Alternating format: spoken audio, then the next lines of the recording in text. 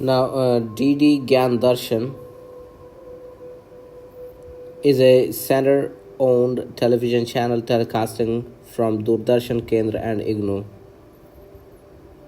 That's not correct. And DTH channels are using the GSAT 15 satellite for program telecasts in Swayamprabha. That's correct. Now, key points to remember. DD Gyan Darshan is a center-owned television channel telecasting from Doordarshan Kendra and IGNOU is not correct. DD Gyan Darshan is a center-owned educational television channel telecasted from only IGNOU. Only IGNOU. It provides educational content to students from primary to postgraduate level through its programs. Now, the second, DTH channels are using GSAT 15 satellite. That's correct. Direct to home channels are using GSAT 15 satellite for program telecasts in Swayamprabha. GSAT 15 is a communication satellite owned by the Indian Space Research Organization. It is equipped with 24 Ku band transponders and provides communication services for various applications including DTH, VSAT, and network restoration services. The next question.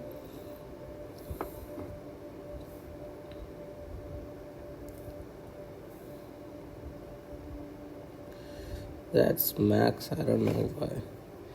The first statement, cognitive apprenticeship is a relationship in which an expert stretches and supports a novice's understanding of and use of cultural skills. That's correct. The second, scaffolding is a technique of changing the level of support from low-skilled peer to more skilled peer. That's not correct.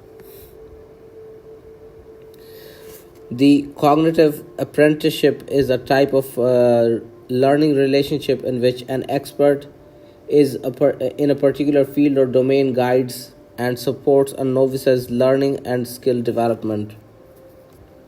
The expert helps the novice to acquire not only the content, knowledge, and skills necessary for the field, but also the cultural norms, practices, and perspectives of the domain.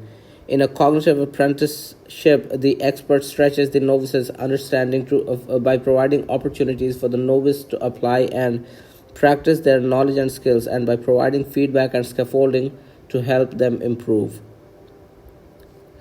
So, scaffolding scaffolding is actually a technique in which a more knowledgeable or skilled individual provides support to a less knowledgeable or skilled individual in order to help them learn and develop their skills.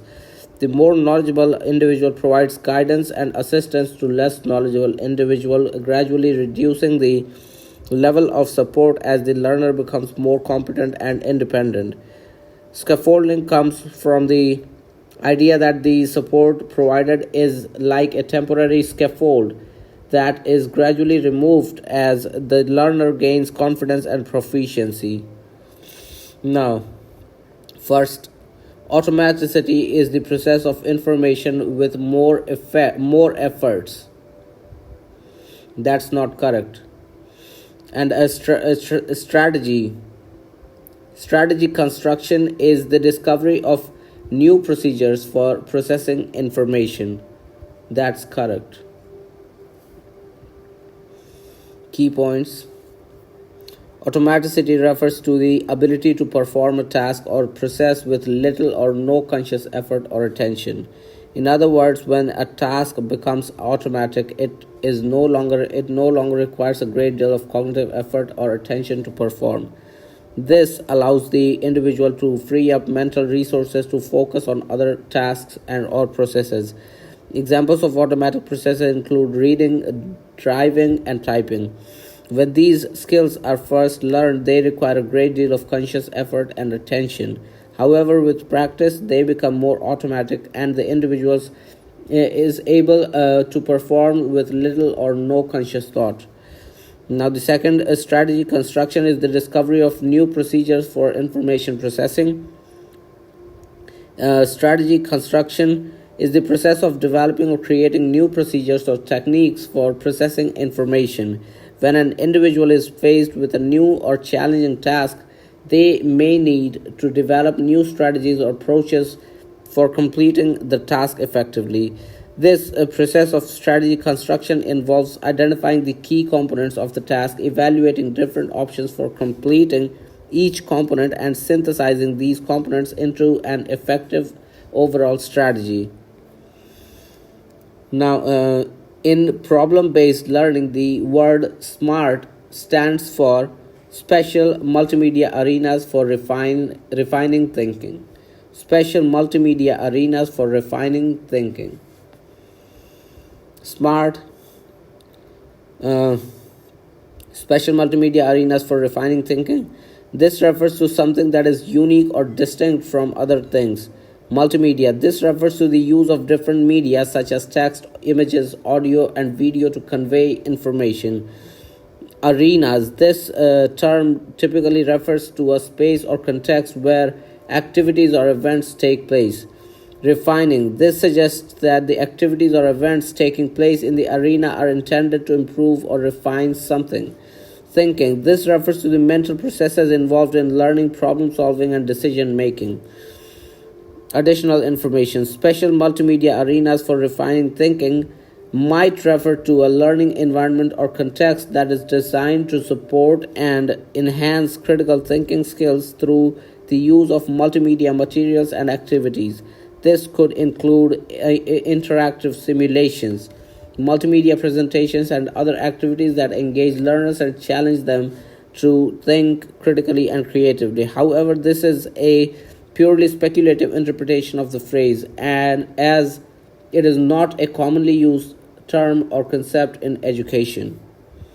Now, which of the following is the national coordinator for SWAYAM for non-technical undergraduate education? That's CEC, Consortium for Educational Commission. Consortium for Educational Communication, is the national coordinator for SWAYAM for non-technical undergraduate education. They are responsible for producing educational videos and e-content for SWAYAM and other educational initiatives in India. National coordinator, SWAYAM is responsible for overseeing the coordinating and the development and delivery of online courses. SWAYAM stands for Study Webs of Active Learning for Young Aspiring Minds, government initiative to provide free online courses and educational resources to students and teachers across India. Non-technical undergraduate education refers to undergraduate courses that are not related to technical or engineering fields such as humanities, social sciences, and business studies. Consortium for Educational Communication is a society under the UGC that is responsible for producing educational videos and e-content for various educational initiatives in India, including SWAYAM. Educational videos and e-content. The CEC produces educational videos and other forms of e-content such as online textbooks and interactive simulations for SWAYAM and other educational platforms. Now, researchers sometimes use the common abbreviations in their reports. The abbreviation CF means compare. So CF means compare. Now, abbreviation. CF is an abbreviation to mean confer or compare. Okay, compare or confer. Usage. It is used to direct the reader to a reference or source that supports the statement being made. Example. For example, if a researcher were to write Smith's findings were consistent with those of previous studies, C.F. Johnson 2010, they are directing the reader to compare Smith's findings with those of Johnson in their study from 2010. Alternate abbreviations. Some researchers may also use the abbreviations to indicate the same meaning, such as see also, SA, or compare with, CFW. Correct usage. It is important to use the abbreviation CF correctly in research reports to ensure clarity and accuracy. Now, statement 1: non-parametric tests are not easy to use. Non-parametric tests are not easy to use, are rather slow. That is, they require laborious computations. That is not correct. And non-parametric tests do not suppose any particular distribution and the consequential assumptions. That is correct. So, non-parametric tests are not easy. The statement non-parametric tests are not easy to use and are rather slow, that is, they require laborious computations, is false. Non-parametric tests do not require any assumptions about the underlying distribution of the data, which makes them useful in situations where the data do not meet the assumptions of parametric tests. However, they can be more complex to understand and execute compared to a parametric test, and they may require more time and effort to perform due to the need for extensive computations. The level of complexity and computational requirements can vary depending on the specific non-parametric test used and the size and complexity of the data set being analyzed. Non-parametric tests do not suppose any particular distribution and the consequential assumptions. The statement that non-parametric tests do not suppose any particular distribution and the consequential assumptions is true. Non-parametric tests are statistical tests. They do not require any assumptions about the underlying distribution of the data. Unlike parametric tests, which assume that the data follow a particular distribution, such as normal distribution, non-parametric tests do not require any such assumptions. As a result, non-parametric tests can be useful when the data does not meet the assumptions of parametric tests or when distribution of the data is unknown or ambiguous. Non-parametric tests are more flexible in their application and can be used with different types of data, including ordinal and nominal data. Now, the research articles published in peer-reviewed journals are taken more seriously by experts. Okay, let's take a moment and talk about the nominal and ordinal scale. So, nominal scale has a random list. Someone like names, like anything, Prabha, right? The second name, so you have like X. So that's about the nominals. And ordinal has ranks, the first ranker, and likewise. Now, the research articles published in peer-reviewed journals are taken more seriously by experts. That's true. The reason peer-reviewed journals do not subject the research papers to rigorous scrutiny because they have high impact factors. That is not correct. Now, if you wanted to understand the theoretical reasons that led the researchers to conduct a project, you would read which section of the research article? The introduction. The introduction section of the research article provides a background of the topic and outlines the reasons for conducting the study.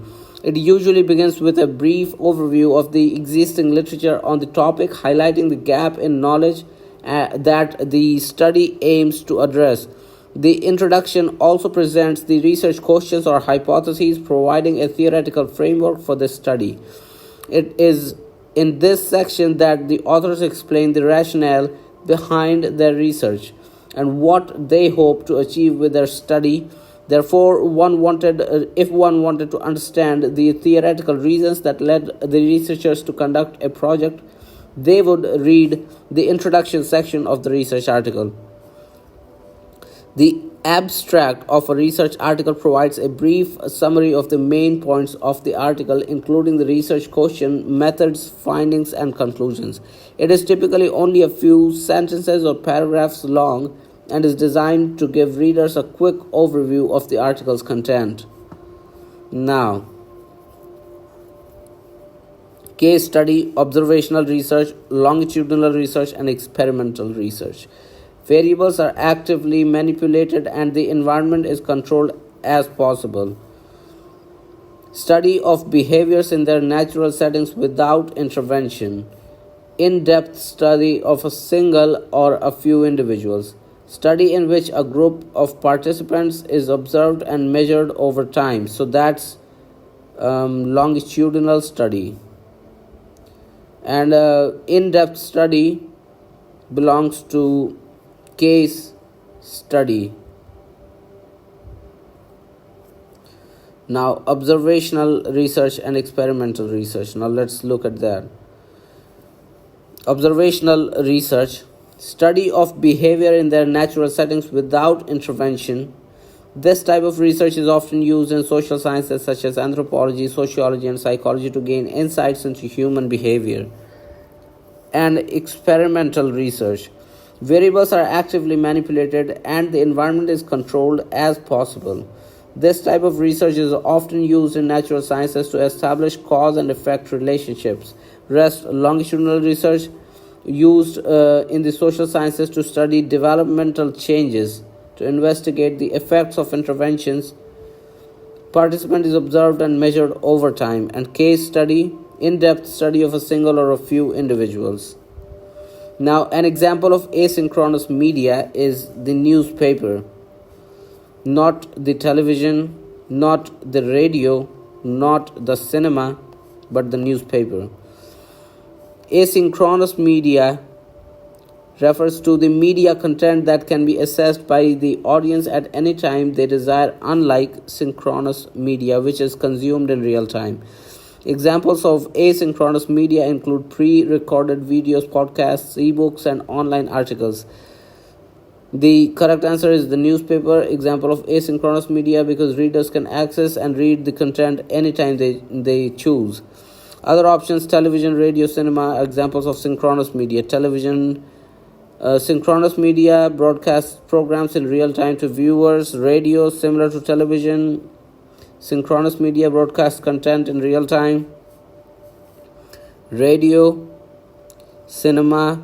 Going to movie theater is an example of consuming synchronous media. Movie screenings happen at specific times and viewers have to be present in the theater to watch the film.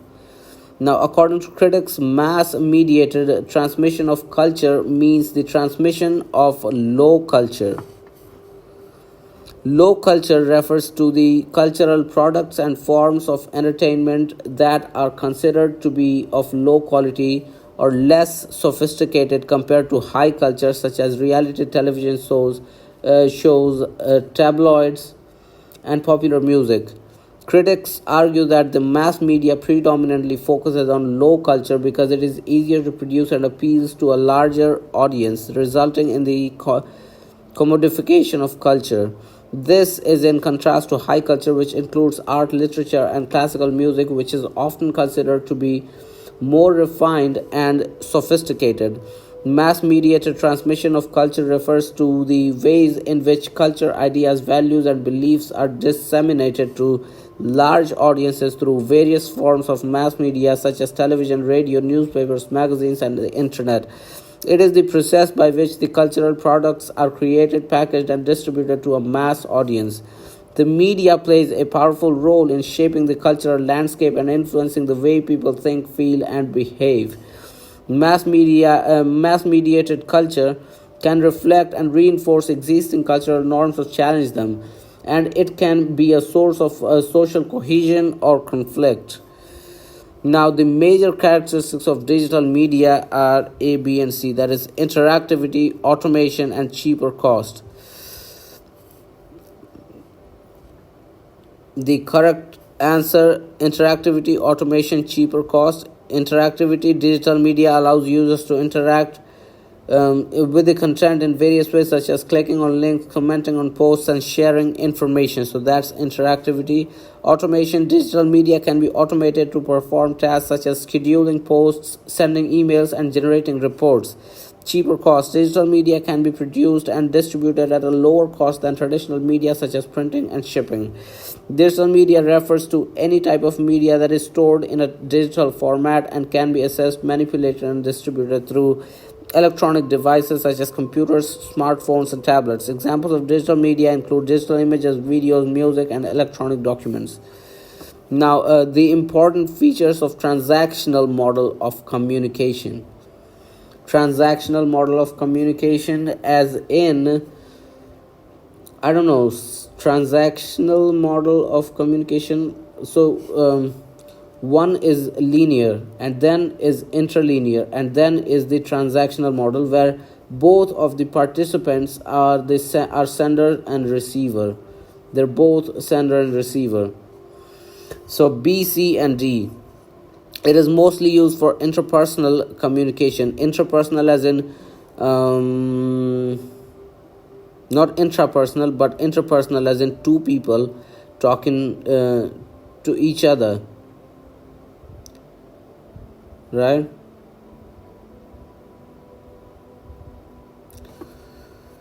The senders and the receivers of the messages can interchange their roles.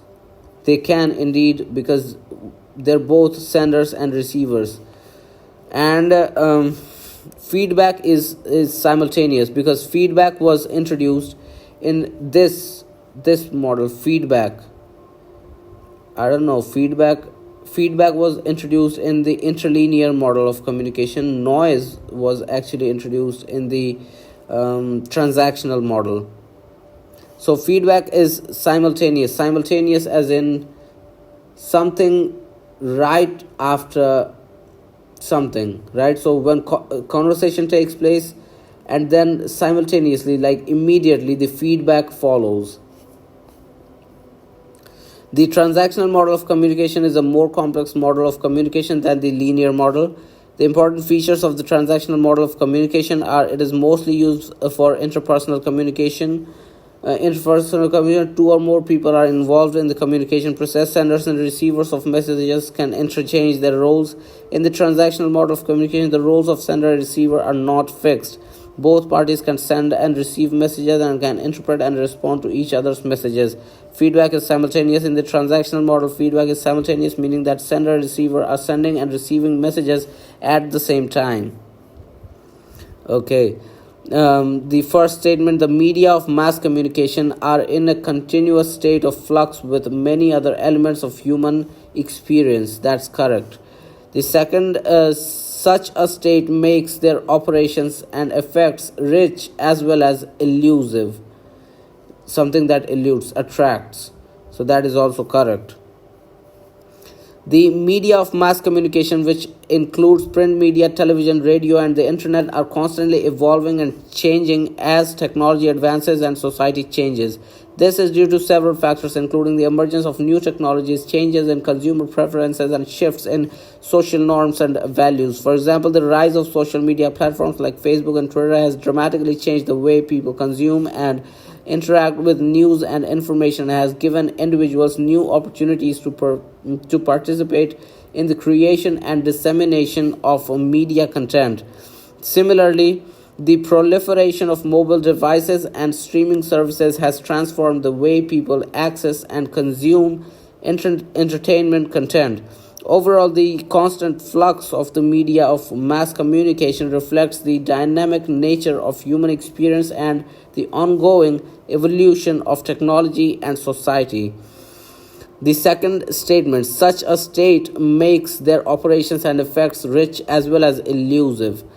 So, the continuous state of flux of the media of mass communication, as stated in statement 1, implies that they are constantly evolving and changing in response to various factors such as technological advances, cultural shifts, and socio-political changes. This constant evolution makes their operations and effects rich, as they are able to adapt to changing contexts and deliver content that is relevant and engaging to audiences. At the same time, this constant flux also makes the operations and effects of mass communication media elusive. Now, the continuous state of, I don't know. State of flux of mass media, as stated in statement 1, implies that they are constantly evolving and changing in response to various factors such as technological advancements, cultural shifts, and social audiences at the same time. As it can be challenging to fully comprehend and analyze their impact on society and culture. The complex and dynamic nature of these media means that their effects can be difficult to measure and predict, and they often interact with other elements of human experience in complex, unpredictable ways. Now, Mary Com's coaches say that she has a real gift for boxing. So, because her skill is a gift, she doesn't deserve any credit for it, which informal logical fallacy is committed in the above statement. That's equivocation. Gift. You see, it is a gift gives two senses. One, a gift, a natural thing which is subjective. Someone may have it, someone may not have it. And a gift is like something that has been harvested by hard labor. So that's the fallacy of equivocation. The statement is committing the fallacy of equivocation where the term gift is being used in two different senses. The first, gift, Mary Com's natural ability or talent for boxing, while in the second sentence it is being used to mean an undeserved or unearned advantage. Appeal to authority, red herring fallacy, equivocation, begging the question. Conclusion of an argument is assumed in one of the premises. This fallacy is often used to make an argument seem more convincing than it actually is. Appeal to authority. This is a fallacy that occurs when an argument is presented with an authority's figures. Okay, so that's and red herring fallacy is the fallacy that occurs when an irrelevant topic is presented to divert the attention from the original issue. Okay.